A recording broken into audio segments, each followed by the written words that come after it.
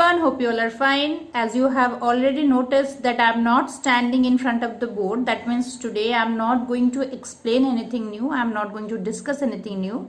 Instead of that, today we will be revising the chapter 1 and next day we will be revising chapter 2. This week we will be doing revisions of the chapters that we have already done. As you all know, we have already started chapter 3 and 40% of the part of the chapter is already done. One more thing, that from today I'm going to give all the videos in the YouTube. I have made a YouTube account because I have got some information from some of you that there's some problem in opening the videos through the drive. So I don't know why this problem happened. So finally I had to open this channel. Some of the videos I have saved, some are already deleted. The videos which are there with me, slowly I'll be going to upload them also. So if you can, if you want, you can go back to those videos. If you want revision part, you can go back to those videos and you can check those once again. So let us start the revision today with the chapter 1 and next day we'll be revising the chapter 2. So let us start with definition of matter. Matter is anything which occupies space and has certain mass. Now we classified matter, states of matter, as solids, liquids and gases. We know that there are more two states of matter, but our discussions will be based on this two, and also based on chemical composition. It can be classified as pure substances and mixture. Now we all know that matter is made up of particles. The particles are tiny. It can be atoms, it can be molecules. We also have seen as some matters in solid, liquid and gas, basic particles are atoms. Some cases basic particles are molecules. And also you can do an experiment to understand that matter is made up of particle, as it is mentioned here.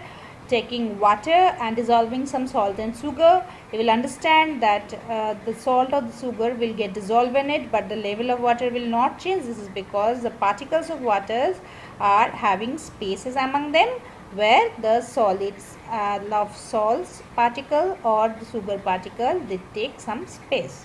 This particular experiment also says that the particles in matter have certain spaces among them, and for gases it is maximum, and then for liquid and for solids the space is negligible. Particles of matter are also in motion, especially for liquids and gases. It can be proved by this experiment by dropping certain ink in water. Then we studied about properties of solid, and now you can pause the video and read the points which are mentioned here, like about the shapes, about movement of particles, about diffusion, compressibility. Those all we discussed. Then we read about properties of liquid. You can pause the video right now and you can go through the lines, the points which are mentioned here.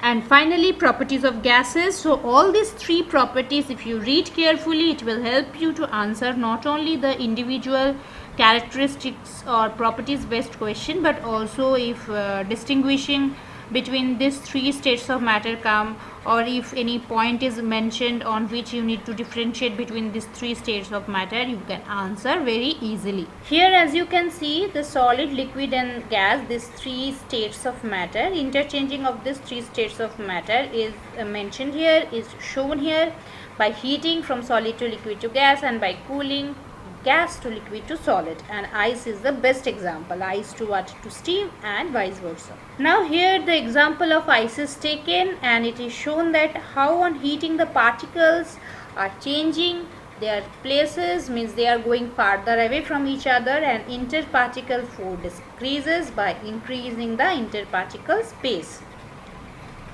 Next is about sublimation. We know when solid to gas, directly this change happens without converting the solid into liquid.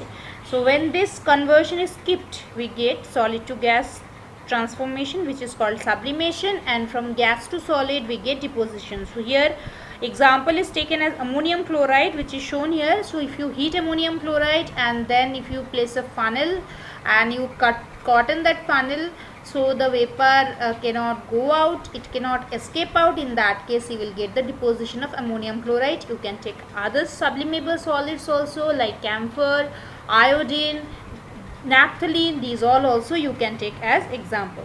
Now we know that from here, other than short questions, different give reason based question comes, that already we have seen in previous classes, and also when I took the revision test, that time also you all have seen that that reason based question we discussed also when I gave some question answers also, there also you have seen.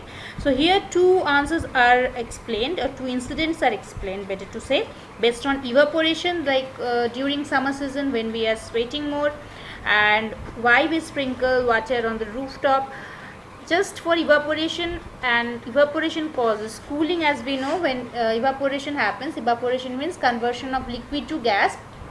It absorbs certain amount of heat from the surface from which the evaporation takes place, which causes cooling, and we get these effects. We also have done difference between evaporation and boiling, and also we have done, I think, difference between gas and vapor. So today we are completing the discussion on chapter 1 here. Next week, combining both chapter 1 and 2, I'll be taking a revision test. Today up to this. See you in the next class. Till then, bye.